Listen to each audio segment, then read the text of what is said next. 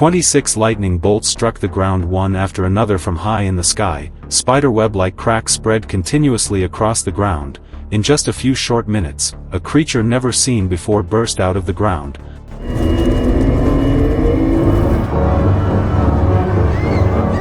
The laser cannon turned the city into a living hell. The people hit vanished into thin air in an instant.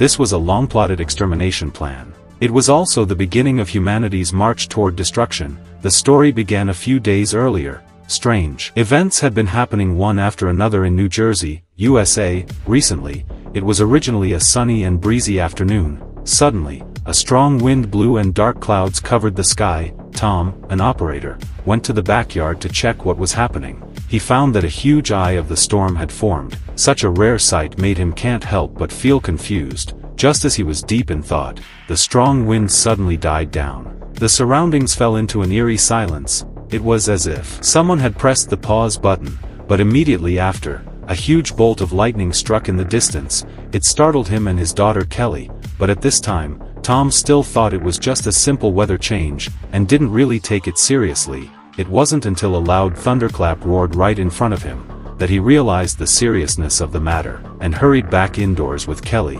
Based on past experience, Tom comforted Kelly, lightning never strikes the same place twice in a row. Unexpectedly, the next second, reality proved him wrong. The father and daughter quickly hid under the table. The continuous flashes of lightning and peals of thunder soon passed. The outside quickly returned to calm. Seeing this, Tom carefully climbed out. Only then did he realize that not only was there a power outage at home, even the mobile phone signal was gone. Even his own mobile phone and watch had completely stopped working. At a loss, Tom had to go. Outside the house, he saw the street was full of worried people. The engines of all the cars had completely failed. When Tom passed the repair shop where he worked, the boss hurried to tell him. It seemed that the starters of all the cars had broken down. Replacing them with new ones didn't help. Without thinking too much, Tom suggested that the boss might as well try replacing the circuit coils. Shortly after, he followed the crowd to another street. A large group of people was gathered in a circle, staring intently at a deep pit that had been struck by lightning more than a dozen times. Driven by curiosity, Tom picked up a stone from the pit. Unbelievably, the side of the stone that had been struck by lightning looked like white jade, and gave a cool touch to the hand. Suddenly, the onlookers noticed something unusual. There seemed to be a strange sound coming from underground. But no subways or pipelines had been built under this area. Just as everyone was talking about it, the road surface around the deep pit suddenly split open, as if something was about to burst out of the ground. The crowd immediately scattered in all directions. The police struggled to maintain order. The ever-widening cracks lifted the cars on the side of the road. Before long, the entire town was plunged into chaos. Even buildings hundreds of meters away were not spared. In just a few seconds, the earth was violently twisted by a strange force. Then a terrifying scene unfolded.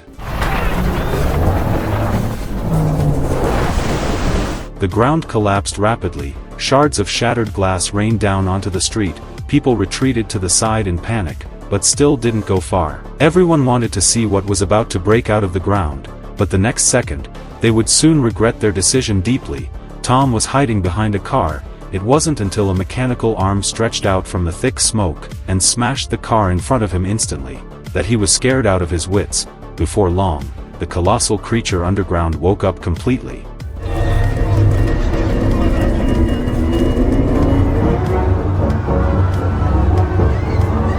This was a massive three-legged mechanical entity that stood as tall as a skyscraper. It was clearly not a product of Earth's civilization. After the three-legged monster appeared, it made no further moves. People couldn't help but stop and watch again. But their luck came to an abrupt end right then. The three-legged monster suddenly let out a strange roar. Then two tentacles emerged from either side of its body, and the nightmare began.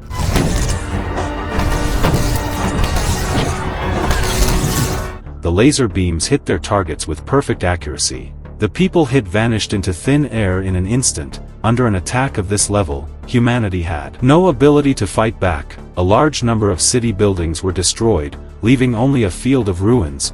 Tom narrowly escaped from the scene thanks to his extremely quick reflexes. At this moment, he sat on the ground, his eyes vacant, still unable to recover from the scene he had just witnessed. Seeing him in such a mess, the two children anxiously asked about the situation outside. As his consciousness gradually cleared, Tom went to the bathroom and patted the dust off his hair.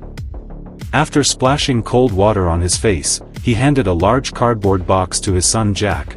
The top priority now was to pack their things and leave the city immediately. Tom didn't dare to waste a second, and pulled a broken iron box out from under the bed. Inside was an old handgun. If they encountered danger, this might save his and his family's lives. Soon, Tom took the children directly to the auto repair shop.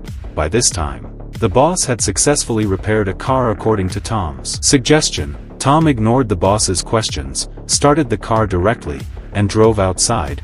Kelly was so scared by the chaotic scene in front of her that she burst into tears. The three-legged monster's laser caused a violent explosion behind them. Tom pressed the accelerator to the floor. Even though his hometown was being destroyed, people's lives were constantly being taken by unknown enemies. Tom couldn't afford to care about any of this. The only thought left in his mind was to take the two children to a safe place. But the highway now was full of refugees everywhere, because all the other cars had broken down.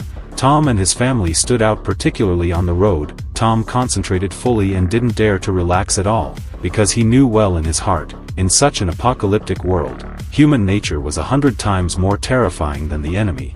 It was hard to tell how much time had passed. The three finally arrived at a nearby city. Tom found an empty house and took the children inside. From the furnishings inside the house, it could be seen, the three-legged monster's invasion had not yet reached this place, although there was still no mobile phone signal. Fortunately, there was still electricity in the house. Tom decided to stay here for one night, and set off again early the next morning. For the sake of safety, Tom took Kelly and Jack to the basement to spend the night there. After being on edge all day, he finally got to relax, but only a few hours later, deafening thunder woke the three of them up. Lightning was accompanied by huge explosions, forcing them to hide in the secret compartment of the basement. Unexpectedly, as soon as they walked in, the tongues of flame from the explosion chased right up to them. They finally made it to the next morning. Tom carefully opened the iron door. The basement had turned into a pile of ruins. It was as if a grenade had exploded here. The situation on the first floor was even more appalling. Half of the house had even disappeared without a trace. It turned out that a burning airplane engine had taken the original place of the house. The surrounding area of the house was filled with passengers' personal belongings. Tom found two survivors in the ruins. After a brief exchange, he learned that the two were staff members of a newspaper. The female reporter showed Tom the video they had shot. In the blurry video footage, several three-legged monsters were wreaking havoc in the city. Their laser power was enormous. The places hit by the lasers turned into ruins in an instant. Then the female reporter voiced her speculation. These three-legged monsters might have been buried underground for many years.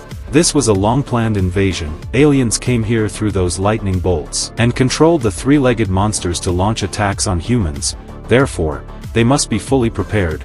Waiting for humanity will be a new round of mass extinction. But at the moment, Tom had no mood to help her save the world. The safety of the children was the most important thing. Tom planned to take them to the wilderness, a place where few people set foot.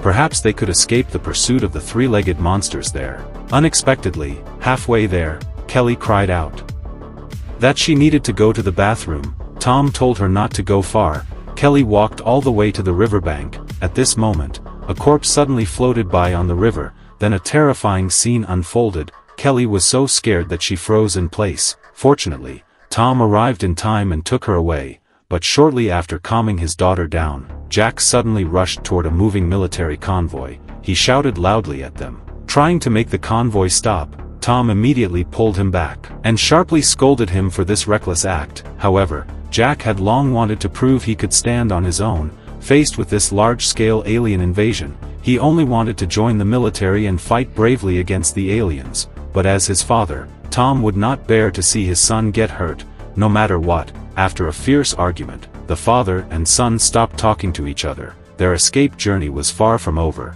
As dusk fell, they finally reached the edge of the city. A large group of refugees appeared ahead. Because all cars had been destroyed by the aliens, they had to travel on foot. Tom's car stood out prominently among the crowd. The crowd immediately stepped forward and surrounded the three of them, faced with the pleas and questions from outside. Tom knew he must not stop the car, no matter what, but the more he refused, the easier it was to ignite the refugees' anger. They collectively lost control and began to damage his car. Before long, the windshield was smashed into pieces. Some even climbed onto the hood of the car, standing there and smashing it frantically.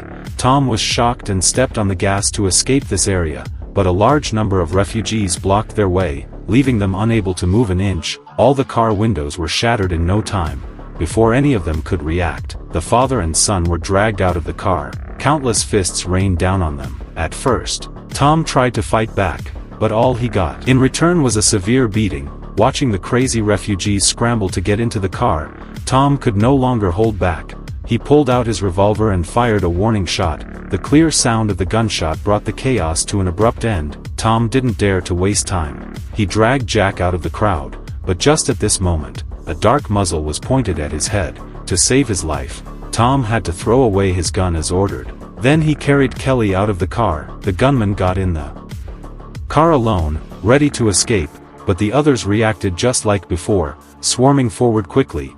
Tom and the two children hid in a restaurant, losing the car. Such a noticeable target might not be a bad thing for them. Sure enough, the gun Tom had thrown away was picked up by someone. A fight broke out outside soon after. The man who had taken the car was shot dead several times. Screams mixed with roars filled the air. Human greed and selfishness were laid bare at this moment. Shortly after, the three became part of the large group of refugees, following the crowd toward the station and the pier. There, they might find a way to reach a safe place, but when they reached the railway tracks, the barrier gates were slowly lowering, splitting the crowd in two. They had thought a train would arrive to pick them up, but the next scene left everyone present dumbfounded.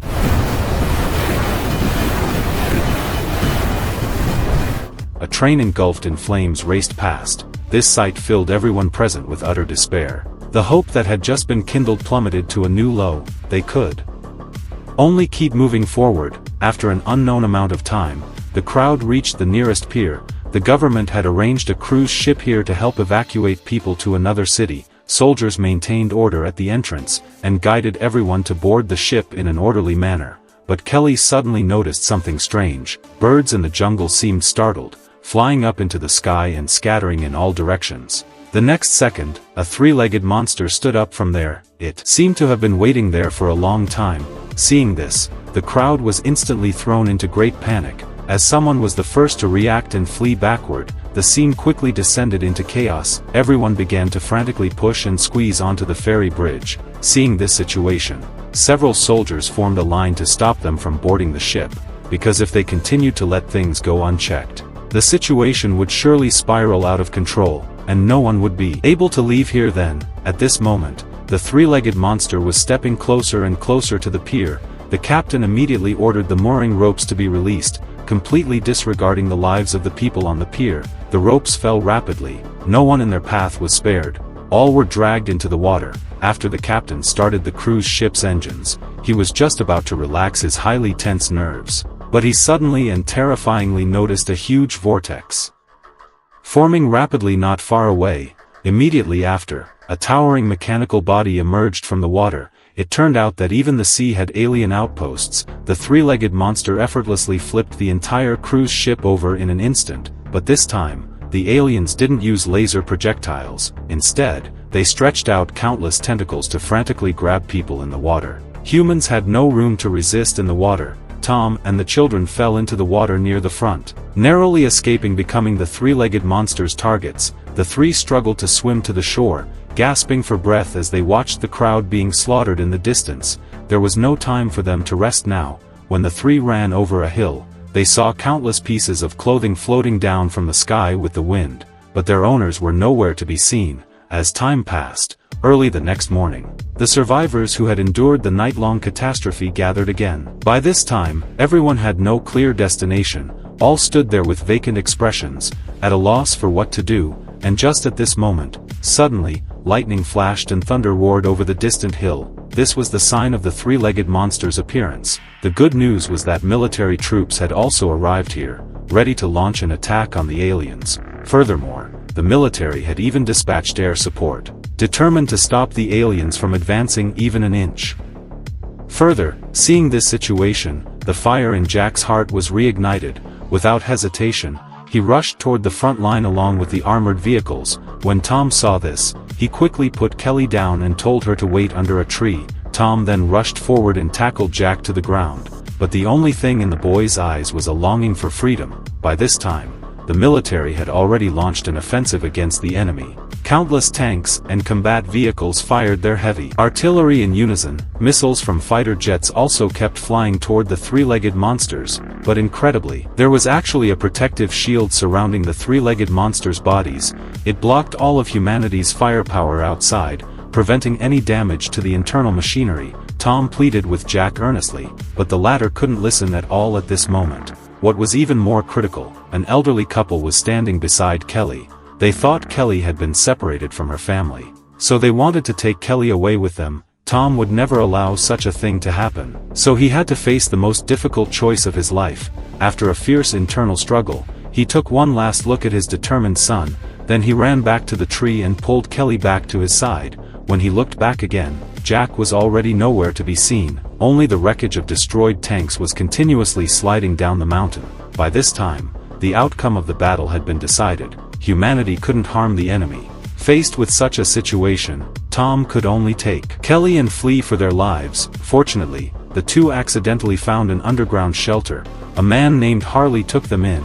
Harley claimed to be a retired soldier, but Tom felt that there seemed to be something wrong with the man's mental state. Sometimes he would beat his chest and stamp his feet in frustration over humanity's defeat. Sometimes he would sit at the door, staring intently into the distance. But regardless, Harley had at least provided the father and daughter with a place to rest, as well as some food and water. But the aliens' attack soon broke the peace. A large hole was blown in one corner of the underground shelter. This place was no longer safe now, but after the aliens left, Tom was shocked to find countless red vein-like structures covering the walls. These vein-like structures grew densely around the air vents like vines. At this moment, Tom noticed that the outside environment was unusually quiet. Just as he was feeling confused and uneasy, a mechanical tentacle, as thick as a giant python, stretched into the room.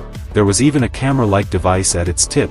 Tom quickly hid behind the sofa. He held his breath and didn't dare to make a sound. Fortunately, a mouse attracted the tentacle's attention at this moment. Tom took this opportunity to immediately take Kelly to a safer place to hide. At the same time, Harley swung an axe, searching for the weak spot of that mechanical tentacle. But in Tom's eyes, this behavior was simply too crazy. Faced with the mechanical tentacle that looked like a giant python, Harley had already been somewhat hesitant. When he saw Tom frantically signaling to him, he finally gave up for the time being. Just as he was walking back carefully, he accidentally made a noise. The tentacle immediately came over following the sound. The three quickly retreated to the next room, but as the tentacle kept approaching, in the moment of crisis, Tom suddenly had an idea. He brought over a mirror. The tentacle hesitated when it saw its own reflection in the mirror, but it quickly moved around the mirror. However, the three had already moved away. They trembled behind the stairwell, and finally waited until the tentacle left. Only then did they dare to take a deep breath and relax. But the peace didn't last long. The stagnant water in the room suddenly rippled, after the sound of something hitting the ground. Several eerie figures slowly entered the room. This was the first time the aliens had entered a human living environment. First, they wiped out all humans in this area. Then they sent scouts to check for dangers. They acted very cautiously. Only until the end did they dare to come to the ground. A few minutes later, the three-legged monster outside suddenly let out a roar. Several aliens immediately retreated outside the house. Only then did Tom and the others dare to come out. Shortly after, Tom gently touched the red vein-like structures on the wall. His hand was instantly covered in red liquid. At the same time, Harley was scared out of his wits by something. Tom looked in the direction Harley was staring, and saw the three-legged monster set down a captured human. Immediately after, it extended a huge syringe. In the blink of an eye, it drained the person's blood completely. It seemed this was the reason why those vein-like structures were growing so rapidly. Such a cruel and abnormal scene caused Harley's mind to completely break down. He started digging frantically in the shelter. He believed that only by building a deeper shelter could they survive in this apocalypse. But in doing so, The loud noise from Harley's digging would attract the alien's attention. After failing to stop him, Tom went through a fierce internal struggle.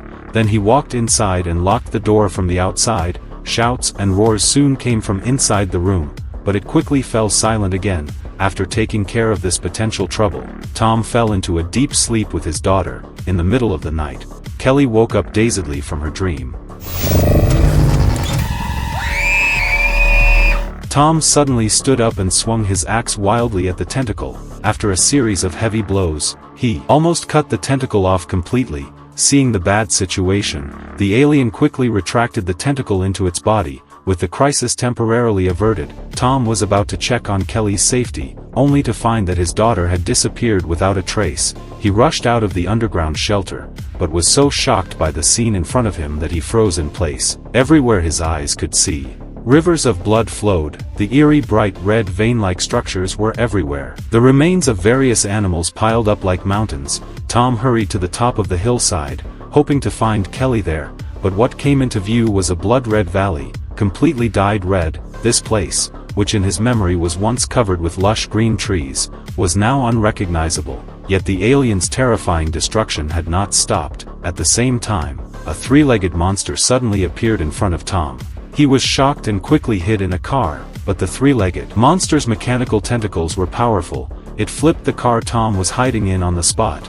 As if it were playing with a toy, Tom tried his best to stay calm. Through the broken glass, he saw Kelly standing on a nearby hilltop, but the next second, she was grabbed by the three-legged monster's tentacle. Tom ran as fast as he could toward the three-legged monster. During this time, he found a pack of unused grenades in a destroyed armored vehicle. He immediately threw one of them at the three-legged monster, but the monster's protective shield blocked all the explosion outside. But in fact, his plan wasn't to blow up the three-legged monster, but to attract its attention. Sure enough, a mechanical arm stretched over quickly, and stuffed him into an iron cage under the monster's body. The cage was already packed with people. Fortunately, Kelly was also locked here. At this moment, the hatch above suddenly opened. A bright red suction cup slowly emerged. The suction cup quickly grabbed a refugee and pulled them into the monster's body.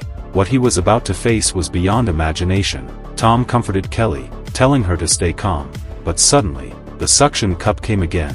When Tom saw this, he immediately pressed his daughter under him, but in doing so, he became the easiest target for the suction cup to grab. His legs were bound, and he was about to be taken away. At the critical moment, a soldier stepped forward and grabbed Tom's arm. Seeing this, the onlookers all stepped forward to help. Everyone had a belief in fighting against the aliens. It was just that the right time had not come before. This tug-of-war lasted for nearly a minute, and ended with the aliens' defeat. However, just now, when Tom was being grabbed, he quickly pulled out the grenade's pin with quick hands. After a violent explosion, the three-legged monster fell to the ground with a crash. Fortunately, the iron cage got stuck in a tree when it fell. The people inside were able to escape unharmed. It turned out that the aliens were not so powerful that they had no weaknesses. As long as they found a way to attack from the inside, they might be able to defeat them. Afterward, Tom took Kelly and followed the large group of refugees on a long journey. Reaching Boston, it was obvious that this place had also been looted by the aliens.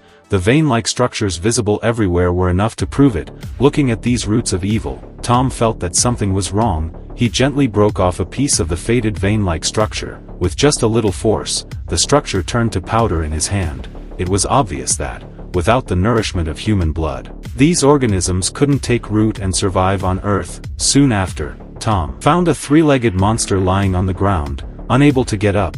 There were no signs of attack on the surface of its body. Obviously, there was another reason for this. A soldier standing beside him also said that the aliens fell without any warning. Even experts couldn't explain it. At the same time, a three-legged monster that could still move passed by not far away, but its condition was obviously not good, because groups of refugees passed in front of it without being attacked. Tom suddenly noticed a large number of birds were hovering above the three-legged monster, and could stand steadily on the surface of its body. Could it be that the three-legged monster's protective shield had failed? The troops on the scene soon noticed this too, so they immediately took action. They took out all the weapons that could be used for attack, vowing to fight to the death with the aliens. As the rocket launchers delivered a heavy blow to the enemy, the soldiers opened Fire with all their might, the alien mecha immediately fell to the ground, motionless. The crowd swarmed forward. No one wanted to miss the chance to see the aliens with their own eyes. The hatch of the three-legged monster opened, a stream of dark red liquid poured out,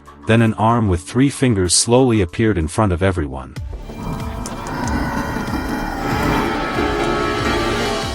As the catastrophe gradually subsided, Tom and Kelly finally reunited with their family. Fortunately, Jack had arrived here earlier with another group of refugees. The father and son hugged each other tightly. After this apocalyptic disaster, Jack understood the responsibility his father bore. Soon after, scientists explained the reason for the aliens' defeat. It turned out that from the moment they decided to invade Earth, they were destined to fail one day, because what they had to face was not just humans, but also thousands of kinds of bacteria and microorganisms in the world. It was precisely because of this, they were continuously infected by blood-carrying pathogens, and ultimately couldn't escape death. These imperceptible and insignificant organisms were their most deadly nemesis. This is the end of the film's content. This film, released in 2005, is adapted from H.G. Wells' 1898 science fiction novel of the same name. Through this disaster story of alien invasion, Spielberg explores the fragility of human society, the importance of family bonds, and the collective psychology in the face of major threats. Although market feedback is mixed, its technical achievements and deep metaphors, coupled with Tom Cruise's perfect performance, have made it one of the masterpieces of 21st-century science fiction films. Friends who are interested can watch the original film War of the Worlds. If you like this video, feel free to like, subscribe, and follow for more exciting films. See you next time.